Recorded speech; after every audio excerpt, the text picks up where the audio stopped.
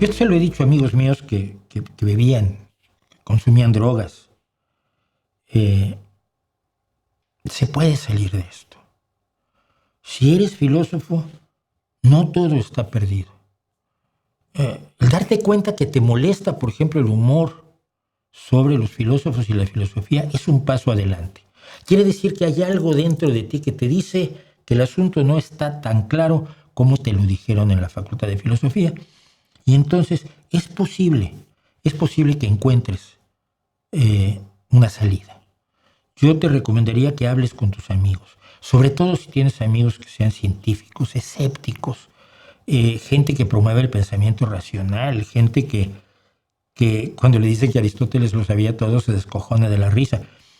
Cuando le citan que como Zizek dijo algo ya hay que tomarlo como si fuera una verdad, acércate a esas personas, pregúntales cómo son, cómo viven, cómo se sienten. Quizás descubras cómo se puede ser feliz sin filosofía y encuentres un camino para ganarte la vida honradamente. Se puede salir de la filosofía, no lo olvides.